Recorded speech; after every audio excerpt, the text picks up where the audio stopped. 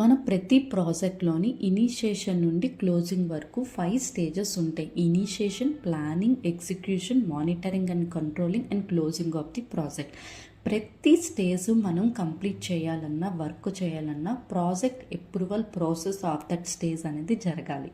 అంటే initiation phase start చేయాలంటే initiation phase of project approval phase అనేది కంప్లీట్ అవ్వాలి. దెన్ ప్లానింగ్ ఫేజ్కి ఎంటర్ అవుతుంది. అలా ఇనిషియేషన్ ఫేజ్ జరగాలంటే కొన్ని అప్రూవల్స్కు ఎవరెవరికి వెళ్తాయి, who are the stake holders involved, ఎలాంటి డిస్కషన్ అనేది జరుగుతుందంటే ఫస్ట్ మనం ఒక ఐడియా బిజినెస్ కేస్కి షేర్ చేస్తాం. ఆ ఐడియా అనేది either a normal team member or a technical expert or a simple support team member or even a project manager can propose an idea to ఎవరికి share చేస్తారు, to the sponsor or the departmental head or the line manager share చేస్తారు.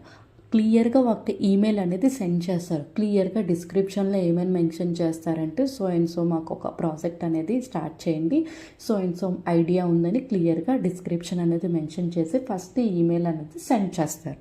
అప్పుడు వెంటనే మనకి sponsor నుండి కానీ, business head నుండి కానీ, లేదంటే లైన్ మేనేజర్ నుండి కానీ ఒక రిటర్న్ ఈమెయిల్ కన్ఫర్మేషన్ అనేది వస్తుంది. We need some basic details related to అని. ఏంటి ఆ బేసిక్ డీటెయిల్స్ అంటే ఈ ప్రాజెక్ట్ కంటిన్యూ చేయడం వల్ల మన ప్రాజెక్ట్కి ఏవైనా ప్రాబ్లమ్స్ వస్తాయంటే why do we need this project, what value will it create, do we have the right timing and the capacity to take this up, what problems are we are trying to solve, who will be impacted and what benefit it will bring. అంటే ఎటువంటి ఏమైనా problems ఉంటాయా లేవా అనేది line manager కానీ, departmental head కానీ, sponsor కానీ check చేసుకుంటారు. This is the second email. Then sponsor కానీ అగ్రీ అయితే స్పాన్సర్ ఏం చేస్తారంటే నెక్స్ట్ ఈమెయిల్ స్పాన్సర్ సీనియర్ మేనేజ్మెంట్కి సెండ్ చేస్తారు. ఇఫ్ ఆ సీనియర్ మేనేజ్మెంట్ కూడా అగ్రీ అయితే అప్పుడు ఆ స్పాన్సర్ ఏం చేస్తారంటే బిజినెస్ కేస్ ప్రిపరేషన్ అనేది చేస్తారు. దానికోసం ఎవరెవరికి అఫీషియల్గా సెండ్ చేస్తారంటే సబ్జెక్ట్ మ్యాటర్ ఎక్స్పర్ట్స్కి, దాంతోపాటు ఫైనాన్షియల్ టీమ్ మెంబర్స్కి కూడా and some of the department heads of the కంపెనీకి వాళ్ళకి కూడా షేర్ చేస్తారు. Then finance departmental head and the leadership approves or the request the changes. ఏమైనా చేంజెస్ కావాలంటే చేంజెస్ చెప్తారు, లేదంటే అప్రూవల్స్ కావాలన్నా, లేదంటే ఇంకా కన్ఫర్మేషన్స్ ఏమైనా డౌట్స్ ఉన్నా కూడా అడుగుతారు. Related to like budget confirmations కానీ, రిసోర్స్ అవైలబిలిటీ కానీ, ఫైనల్ అప్రూవల్ చెక్స్ కానీ ఇవన్నీ కూడా వాళ్ళు చెక్ చేస్తారు.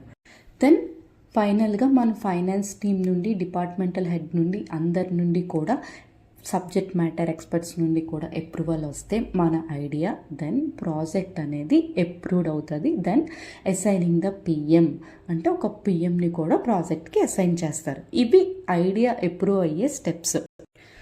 Typically 5 to 10 emails may be exchanged during this stage. For one email from sponsor sharing the idea, 2 to 3 emails requesting the inputs from various stakeholders, 2 to 3 emails with the clarification and the feedback, and final approval email from the leadership or the sponsor.